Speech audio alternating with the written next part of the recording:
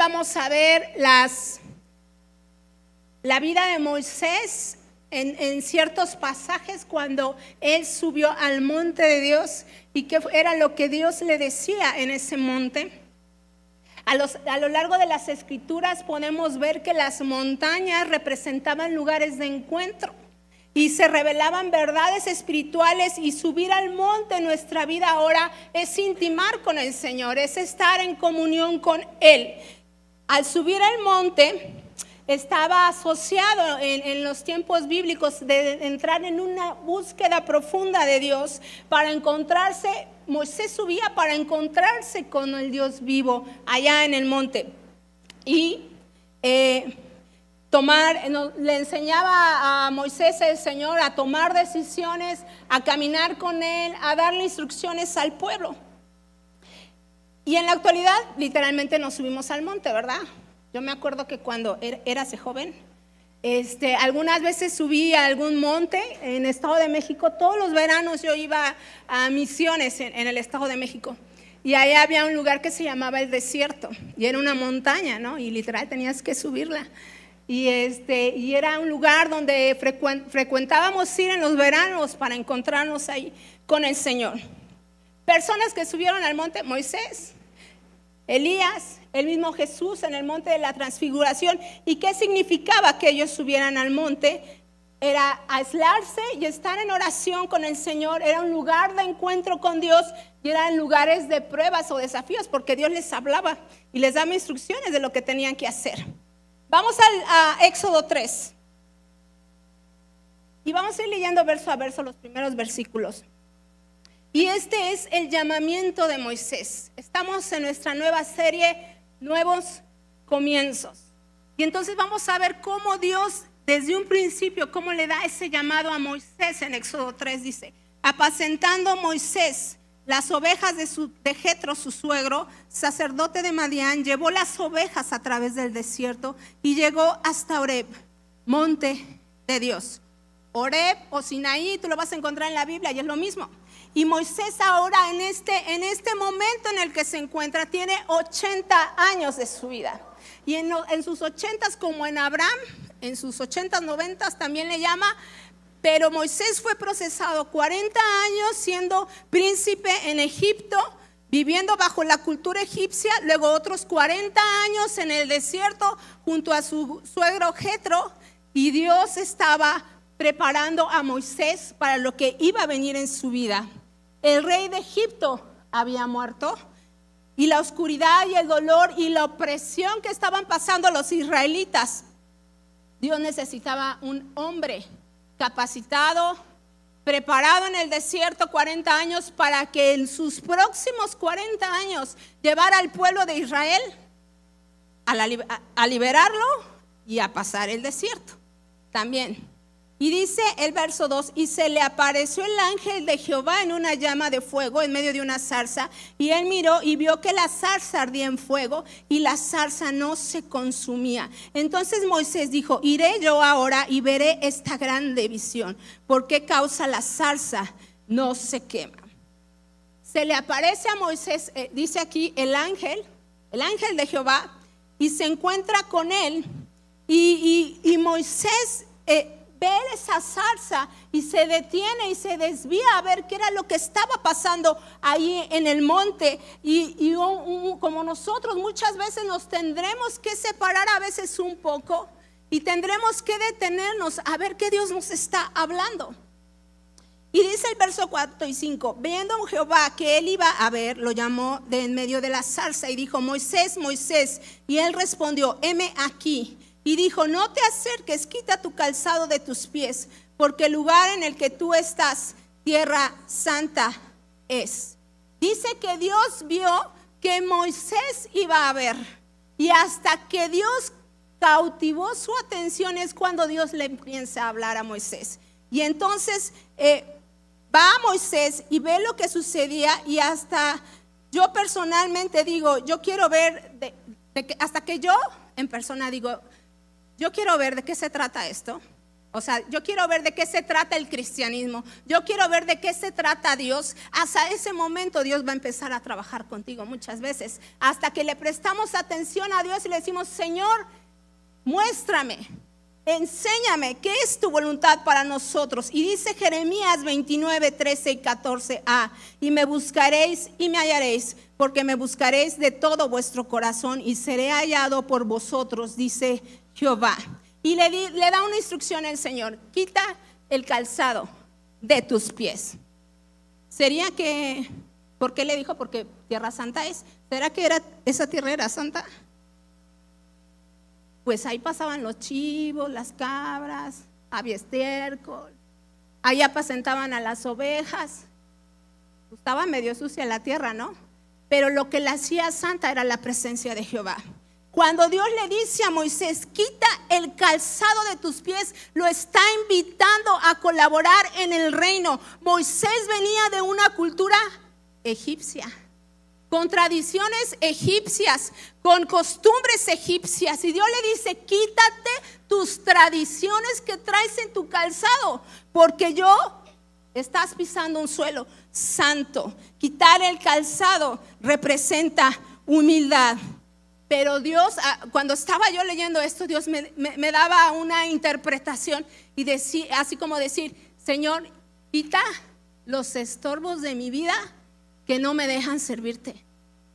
Quita los estorbos, hermano, de tu vida que no te dejan servirle a Dios. Eso es quitar el calzado.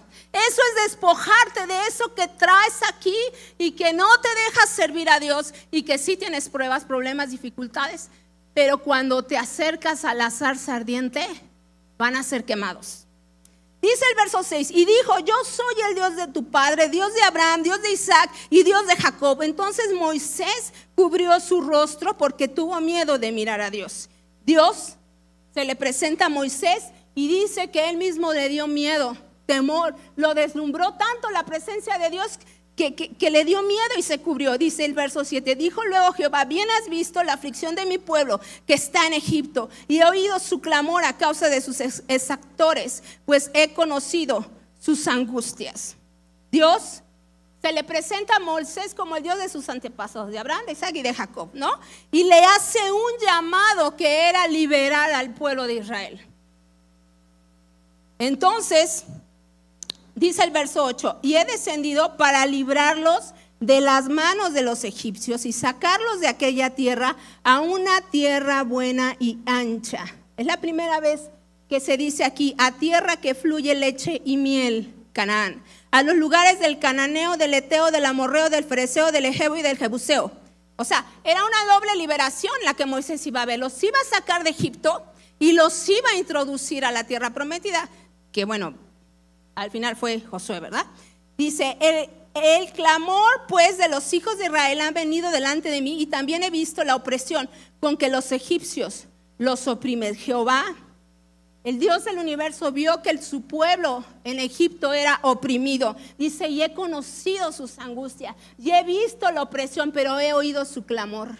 Entonces, Moisés, te estoy dando un llamado. Dios, en los comienzos de Moisés, le llama y le dice, ve, porque tú vas a ser el libertador de los israelitas. Dice el verso 10, ven por ahora y te enviaré a Faraón para que saques de Egipto a mi pueblo, los hijos de Israel. Entonces Moisés respondió a Dios, ¿quién soy yo para que vaya a Faraón y saque a Egipto a los hijos de Israel? Y él respondió, ve, porque yo estaré contigo, y esto te será por señal de que yo te he enviado cuando hayas sacado a Egipto. Entonces Moisés le responde a Dios, Señor, ¿quién soy yo? Y más adelante le pregunta, ¿quién eres tú? Y 2 Corintios 12:10 dice, por lo cual, por amor de Cristo, me gozo en las debilidades, en afrentas, en necesidades, en persecuciones, en angustias, porque cuando yo soy débil, entonces soy fuerte. Moisés se veía débil. Moisés se sentía débil porque decía, ¿quién soy yo? ¿Y quién eres tú? ¿Y qué voy a hacer, Señor? Cuando me mandes a Faraón y con el pueblo, ¿querrán venir conmigo? Y después le decía, ellos no me creerán, no van a venir. Dirán, ¿no se te apareció Jehová? Y luego le dice Moisés al Señor, pues es que no soy un hombre de habla fluyente, ¿verdad? Soy tardo para hablar. Y Moisés ponía objeciones para servir a Dios. Y Moisés estaba mostrando todas sus debilidades, ¿verdad? Y le decía, no, Señor, es que no puedo. No me mandes porque no puedo. Y cuando estaba leyendo esto, yo dije, ay, me parezco a Moisés. Muchos de nosotros retrasamos el llamado de Dios por poner objeciones. Muchos de nosotros rechazamos el servir a Dios porque dices, yo no puedo, no me sale, ¿no? Y vamos a Éxodo 34, otra vez, otro día que subió Moisés al monte. Dice, y estuvo ahí con Jehová 40 días y 40 noches, no comió pan ni bebió agua, y escribió en tablas las palabras del pacto, los 10 mandamientos. Y aconteció que descendió Moisés del monte Sinaí con todas las tablas de testimonio en sus manos, y al descender del monte no sabía Moisés que la piel de su rostro resplandecía. Después que hubo hablado con Dios, y Aarón y todos los hijos de Israel miraron a Moisés, y aquí la piel de su rostro era resplandeciente, y tuvieron miedo de acercarse a él. Un ayuno único. Pastor, ¿vamos a tener ayuno? Vamos, recuerda que todos los años comenzamos ayuno de 10 días, ¿verdad? Y Moisés dice en la Biblia en este pasaje que se metió un ayuno con Dios de 40 días, de 40 noches. Muchas veces habla que Moisés estuvo así en ayuno y sin agua. No dice la Biblia que Dios le dio de comer, ¿verdad? Estuvo tan cerca de Dios que dice la Biblia que su rostro tenía una apariencia tan fuerte de la gloria de Dios. Moisés, cuando ayunamos, ¿verdad? Que como que nos debilitamos, ¿verdad? Como que ya no tenemos la misma fuerza, como que nos medio vemos enfermos, ¿verdad? Y dice Moisés que después de los 40 días que él bajó de ese ayuno y de ese estar con Dios, dice que su rostro resplandecía, que su rostro brillaba y que la gente tuvo miedo de acercarse a él. Tuvo miedo y dice Spurgeon en una de sus frases, dice, leemos de solo 2 hombres en la Biblia cuyos rostros brillaron así, el de Moisés y el de Esteban. Ambos eran hombres humildes. Me temo, hermanos, que Dios no pueda permitirse hacer brillar nuestros rostros. Podríamos volvernos demasiado orgullosos. Se necesita un espíritu muy manso y humilde para llevar los resplandores de Dios. Vamos a otro pasaje me estoy yendo rápido porque traigo 4 y dije no me va a alcanzar el tiempo. Éxodo 24, te lo voy a explicar solamente. Y es otra ocasión que sube Moisés al monte. Y Jehová le dijo, sube con Aarón, con 3 jóvenes y con 70 ancianos. Pero ellos solo llegaron a una altura del monte, no subían hasta la cumbre de ese monte porque ahí solo subía Moisés. No les era permitido porque era tanta gloria, era tanta belleza de ver a Dios que yo creo que no la soporta el ser humano. Y Moisés Jehová le dice a Moisés que cuente las palabras que les había dicho, las leyes que les habían dado para que las obedecieran. Y el pueblo dijo, sí, Señor, te vamos a obedecer. Y dice que llevaban la ofrenda, llevaban animales y que Moisés tomó la sangre de los becerros y la esparció sobre el altar y la otra mitad de la sangre la esparció sobre el pueblo. Y eso era una forma de que el pueblo se mantuviera humilde. Y vieron la gloria del Señor en ese pasaje. Ahí lo lees después. Es Éxodo 24. Pero solo alcanzaban a ver la parte baja de la presencia de Dios. Porque Dios no se les revelaba completamente. Era demasiado su gloria. 40 días y 40 noches gloriosas disfrutó Moisés en la presencia de Dios. ¿Estás listo para el ayuno, hermano? Amén. Son 10 días nada más, no son 40, ¿verdad? Y aparte, comemos. ¿Estás dispuesto? Dice la Biblia que la nube, la Shekinah de Dios se posó sobre el monte y que Moisés tuvo que esperar 6 días para entrar debajo de la nube. Entró al 7º día. Y entonces, ¿estamos dispuestos a esperar 6 días solo por la palabra dándote para subir más alto? O sea, vas a esperar por lo menos 10, ¿verdad? Para encontrar más de la presencia del Señor y más de quién es Él. O eres de los que a la media hora del servicio, si no se manifiesta Dios, ya me voy, ¿no? Dios no se manifestó. ¿Estás impaciente?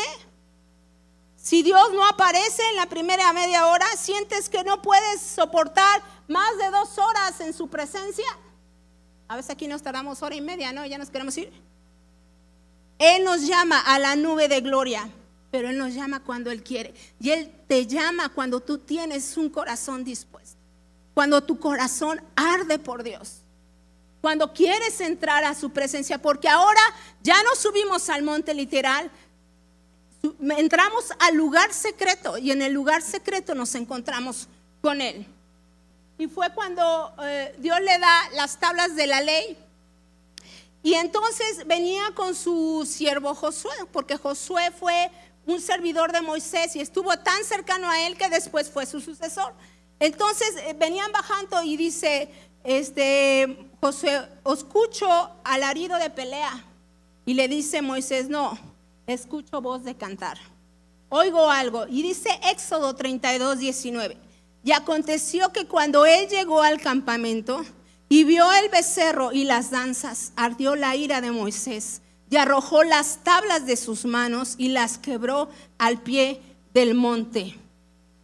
Venían de recibir los mandamientos, los preceptos de Dios, y vienen, y es cuando Aarón hace el becerro de oro y el pueblo está adorando a ese becerro. Y entonces Moisés dice que ardió en la ira, que ardió en ira. ¿Por qué? Yo creo que cuando Moisés tenía un celo muy grande por Dios, y cuando tú tienes un celo muy grande por Dios y has sido transformado por su presencia, dice que el celo de su casa nos consume. Entonces llamaremos a lo bueno bueno y a lo malo malo. Entonces el celo que Dios pone en tu corazón es un celo santo, no religioso, porque no queremos ser religiosos, pero Dios te pone, cuando tú conoces a Dios y sabes lo que Dios ama y lo que Dios odia, entonces ese celo arde en ti. Y así Moisés bajó y vio al pueblo adorando a un ídolo y se enardeció en coraje, porque dijo, estoy viendo a Dios cara a cara, no puedo creer, yo he sido transformado y el pueblo no quiere ser transformado. El pueblo seguía en sus deleites porque dijeron, híjole, Moisés ya se tardó mucho y no baja. ¿Qué vamos a hacer? Tenemos que hacer algo. Vamos a ver qué dice la Biblia en Salmos acerca de subir al monte de Dios. Nosotros, ahora como cristianos, dice Salmo 24:3-6, ¿quién subirá al monte de Jehová y quién estará en su lugar santo? El limpio de manos y puro de corazón, el que no ha elevado su alma a cosas vanas ni jurada con engaño, él recibirá bendición de Jehová y justicia de Dios de salvación. Tal es la generación de los que buscan tu rostro, oh Dios de Jacob. ¿De qué monte está hablando el Salmo? Dice que hay un monte santo. Y el monte santo es, de acuerdo a la Biblia, en Salmo 2:6 dice, pero yo he puesto mi rey sobre Sión, mi monte santo. O sea que el monte santo al que se refiere Salmos es el monte Sión. Salmo 3:4, con mi voz clamé a Jehová y él me respondió desde su monte santo. ¿Qué tan importante era para los judíos el monte santo? Y vamos a ver la misma pregunta parecida ahora en el Salmo 15:1-3. Jehová, ¿quién habitará en tu tabernáculo? ¿Quién morará en tu monte santo? El que anda en integridad y hace justicia, y habla verdad en su corazón. El que no calumnia con su lengua, ni hace mal a su prójimo, ni admite reproche alguno contra su vecino. O sea, aquí comienza a dar las respuestas Dios, ¿no? ¿Cuál es el monte santo? ¿Y qué tenemos que hacer para subir a ese monte santo? No está hablando de un lugar físico, sino está hablando en el lugar donde habita ahora su presencia. Y su presencia ahora habita dentro de nosotros. O sea, este versículo no se habla solo del monte, sino el segundo que vimos, sino que se habla del tabernáculo de Dios. Para los judíos hasta el tiempo de David, el tabernáculo representaba el lugar donde moraba la presencia de Dios, el lugar santo y el lugar santísimo. Después viene Salomón y construye el templo, y entonces los judíos dicen ahora, aquí es donde se mora la presencia de Dios. Pero tanto el tabernáculo como el templo se destruyeron. Entonces ahora, ¿dónde es? Aquí, contigo. Ambos desaparecieron. Dice Isaías 57:15, porque así dijo el Jehová, el alto y sublime, el que habita en la eternidad y cuyo nombre es el santo. Yo habito en la altura y la santidad, y con el quebrantado y humilde de espíritu. Dios maldice a la serpiente y le dice que se iba a arrastrar sobre el suelo y que iba a comer ¿qué? Polvo. ¿Y dónde habita Dios? De acuerdo a este texto, en la altura y en la santidad. Pero ¿qué dice? Con el quebrantado y humilde de espíritu. Ahí es donde habita Dios en el corazón, con el quebrantado y humilde en nuestras vidas. Santo sabemos que significa apartado y que significa separado para un propósito. Y ni tú ni yo sabemos que nos podemos santificar a nosotros mismos. Jesucristo hace ese trabajo por nosotros de santificación. ¿Qué quiere decir el limpio de manos y puro de corazón? ¿Cómo podemos entender esto de los Salmos 24 y Salmo 15? Limpieza de manos implica acciones externas. Y pureza de corazón significa acciones internas. O sea, que son importantes nuestras acciones y las cosas que hay en nuestro corazón. La salvación es algo que recibimos por gracia, y el único que puede juzgar quién es salvo y quién no es Jesucristo. Pero no debemos abusar de la gracia de Dios, porque dice la Biblia que Dios no debe ser burlado. La salvación es un regalo que recibimos y no es por obras. Los que somos salvos manifestamos la salvación, revelamos la salvación en una vida de santidad y temor de Dios. Porque esos son los frutos, ¿verdad? Lo que demostramos con nuestra vida son los frutos de lo que Dios ha hecho en nuestro interior. Vamos a Isaías 1, 13 al 18. Si tienes tu Biblia, la abras. Y si no, la vamos a leer.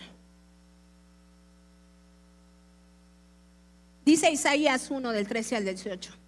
¿Para qué me sirve, dice Jehová, la multitud de vuestros sacrificios?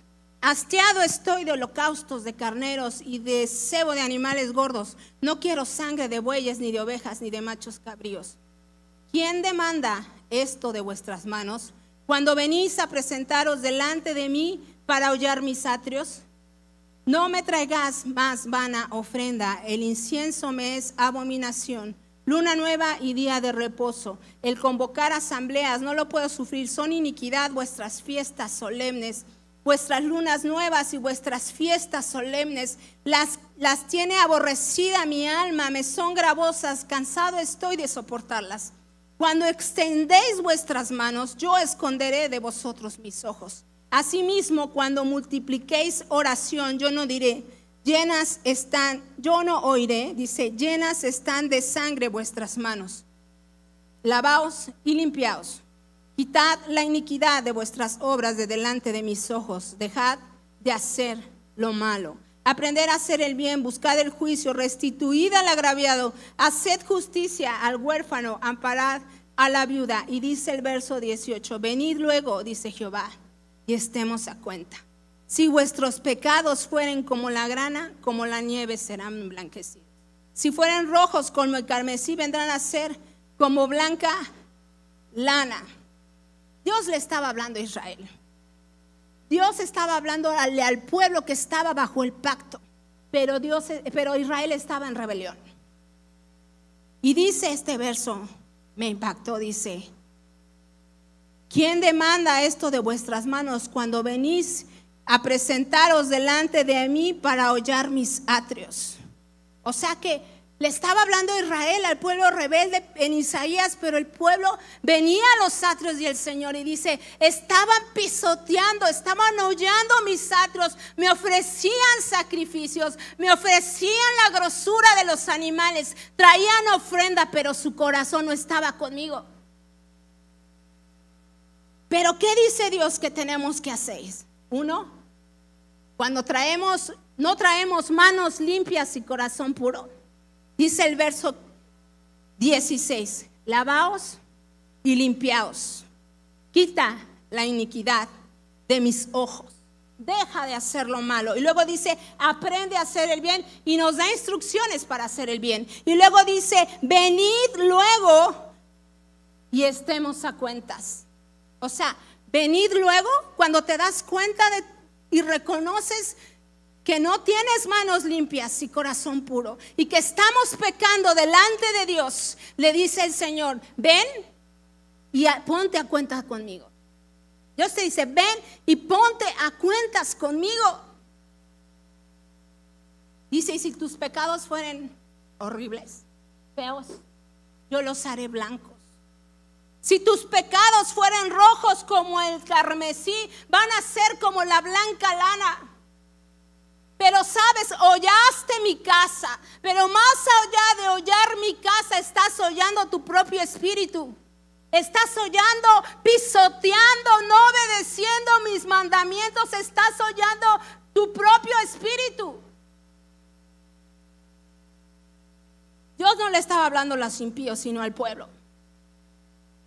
O sea, que deja de decir, María, que eres cristiana y te comportas como un impío.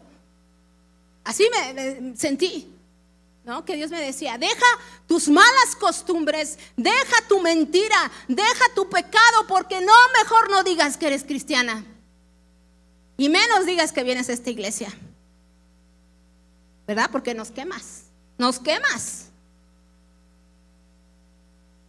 Venid luego, dice Jehová, y estemos a cuenta. ¿Por qué no recibimos? Dice que levantaban manos y dice Dios, yo me voy a esconder para no oír tu oración. Y no recibimos respuesta a nuestras oraciones. Uno, porque dice Santiago que no pedimos bien. Dos, porque no pedimos de acuerdo a la voluntad de Dios. Y dije tres, por lo que dice este pasaje, por las manos sucias y el corazón impuro. Dios demanda de nosotros una verdadera relación personal con Él para subir al monte cada día, porque subimos al monte y lo cantamos, Señor, subimos hacia el monte, pero cuando subimos al monte y nos encontramos con Dios, somos transformados. Hay una nueva naturaleza en mí. Dios pone esa nueva naturaleza en mí. ¿Tenemos luchas contra el pecado? Sí, yo tengo luchas. Sí, porque quiero hacer lo bueno y no puedo, dice el apóstol. Pero el Espíritu Santo ha puesto el Espíritu de Dios en nuestra vida y mandó a Jesucristo. Y dice la Biblia que el pecado no se enseñoreará de nosotros. El pecado, cuando estás en Cristo, no te va a dominar. Cristo está para ayudarnos. Estamos caminando hacia el monte Sión celestial, ¿verdad? Esa es nuestra mirada.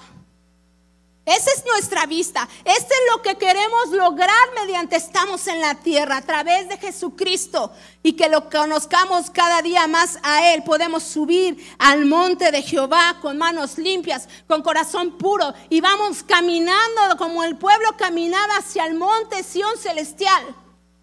Tal vez no vamos a poder alcanzar la santidad totalmente, pero debemos siempre ir hacia ella. Puesto nuestros ojos en Jesús, dice su palabra, el autor y consumador de nuestra fe. Y quisiera terminar hablándote acerca de Cantares. Saben que me gusta Cantares, ¿va? Y abre tu Biblia en Cantares 1, 15, 16. Puesto los ojos en Jesús. Y dice Cantares 1, 15, 16. He aquí que tú eres hermosa, amiga mía. He aquí eres bella, tus ojos son como palomas. He aquí que tú eres hermoso, amado mío, y dulce. Nuestro lecho es de flores. Cuando la Biblia habla y repite una frase, como has escuchado, dice, de cierto os digo, ¿no? O luego dice, Marta, Marta, afanada. Y aquí nos está diciendo, hermosa amiga mía, he aquí eres bella. Cuando la Biblia hace un énfasis es porque es algo importante. Y aquí habla el versículo 15 acerca de los ojos de paloma, y es de lo que te quiero hablar. Las palomas son especies monógamas. Dice que cuando ellas encuentran a su pareja, van a vivir toda su vida con ella y van a ser fieles. Ellas no van a tener otra pareja más que esa. Y harán su nido y vivirán juntas. Y hay un cortejo romántico y hacen su nido y tienen sus pajaritos, ¿no? Ahí sus palomos. Pero una de las cosas asombrosas de las palomas es que son animales muy entendidos, ¿no? Yo he visto que a través de sus sonidos ellos se entienden y a través de se acurrucan entre sí, se dan besitos y son cariñosos. ¿Los has visto? Forman un vínculo tan fuerte y permanecen juntos hasta que uno de ellos muere. Cuando dice el versículo, tus ojos son como paloma. Cuando una paloma fija su mirada en su compañero, no se distrae con ninguna actividad a su alrededor. Los ojos de paloma pueden observar una sola cosa a la vez. Y los ojos de la paloma solo pueden ver así, derecho. Nosotros tenemos una vista periférica, ¿verdad? Que vemos hacia un objetivo, pero yo puedo ver acá y yo puedo ver acá. Los ojos de paloma se enfocan y solo pueden ver hacia adelante. Las palomas son muy enfocadas. Pero ser guiado por nuestra mirada de nuestro Señor depende de que vivamos muy cerca de Él. Significa que hemos hecho un compromiso para vivir y caminar en su presencia y de tener una relación personal con Él. Nuestra mirada debe de ser como la mirada de las palomas, viéndolo Él. Que así seamos, solo tengamos ojos para tu esposo, ojos para tu esposa y ojos para tu amado. Y que siempre tengamos nuestros ojos para nuestro Dios. Tener ojos de paloma indica que hemos sido cautivados por nuestro amado y que hay una sensibilidad espiritual que nos levantará sobre todas las presiones y distracciones de la tierra. Cuando yo enfoco mi mirada en Dios, entonces lo veo a Él y lo que me distrae aquí y el problema de acá no me va a distraer.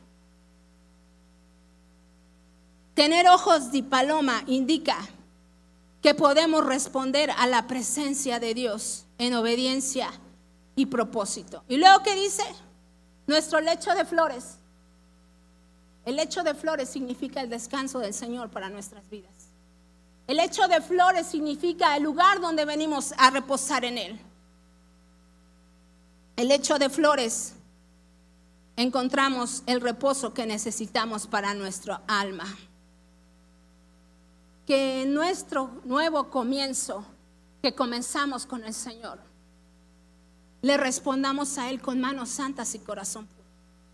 Que en este comienzo, que tus deseos para este año sean deseos eternos, hermano. Que los deseos de tu corazón y los anhelos de nuestro corazón, que son lícitos, son buenos, pero que tu alma haga subir al monte de Jehová, a encontrarte con Él por sus deseos. Porque tus oraciones y mis oraciones afectan el corazón de Dios. Mueven el corazón de Dios. Hacen palpitar el corazón de Dios y Él responde a nuestros deseos, bien ciertamente. Entonces, que podemos pasar tiempo para contemplar al Señor subiendo al monte y viendo su belleza y viéndolo a Él. Señor, aquí estoy, Señor, delante de tu presencia desde este primer año, primer día. Señor, llévame a encontrarme contigo con manos limpias y corazón puro. Aquel que no ha elevado, dice, su corazón a cosas vanas, sino que te busca con amor y deseo. Que eso seamos nosotros, encontrarnos con Él, amarle a Él, servirle a Él, conocerle a Él. Que no pongamos pretextos para servir al Señor. Que no pongamos pretextos porque qué débil soy. Y me veo en mi debilidad y me la apapacho. Señor, queremos venir a encontrarnos contigo, Señor, y ser transformados en tu presencia. Que resplandezca nuestro rostro como el de Moisés cuando bajaba del monte, de haberse encontrado contigo, y hacía cambios en el pueblo, hacía cambios en su propia vida. Vamos a orar, iglesia. Ponte de pie.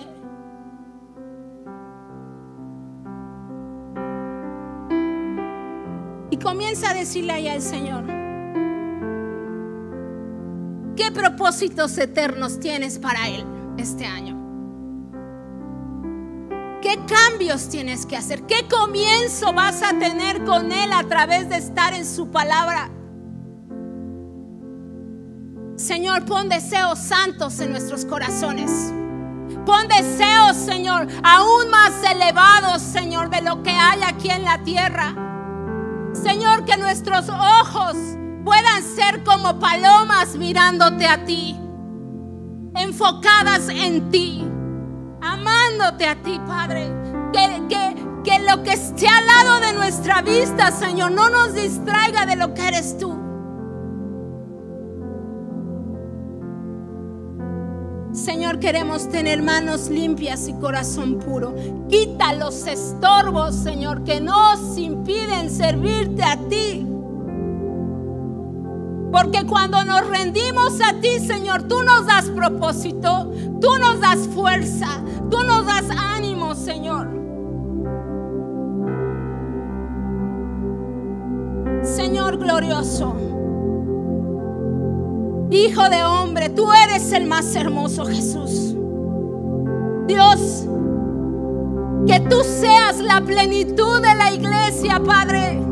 Que Jesús sea la plenitud de la mies, aquel que lo llena todo en todo. Sé nuestro todo, amado Dios.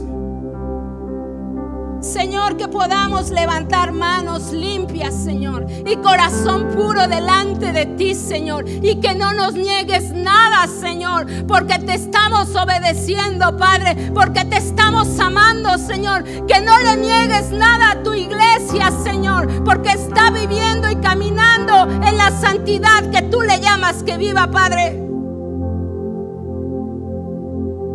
Señor, sé nuestra plenitud, Señor, en nuestra casa, Padre.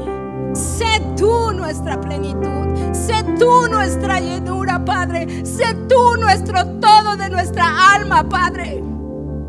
Que las aflicciones, Señor, sean nada cuando nos encontramos contigo. Que nuestras aflicciones mueran, Señor, para que vivifiques, Señor, tu espíritu en nosotros. Gracias, Señor, por lo que estás haciendo en tu iglesia, Padre, y porque reconocemos, Señor, que tu soberanía está en este lugar, Padre, que tu poder está en medio de tu pueblo, que tu gracia gracia, Señor, va a estar y tu favor, Señor, no se va a alejar de tu casa, Señor. Que la nube de tu presencia, Señor, se va a posar aquí, Padre. Y que la nube, Señor, nos va a hacer reconocer quién somos en ti. Yo te doy gracias, Padre. Y dile gracias, Señor. Gracias por lo que estás haciendo. Gracias por lo que vas a hacer, Señor. Seguimos creyendo en tu palabra, Señor, hasta que tú vengas por nosotros, Padre. Seguimos confiando en tus misericordias, Padre, hasta que tú vengas con nosotros y te veamos como Moisés, Señor, cara a cara.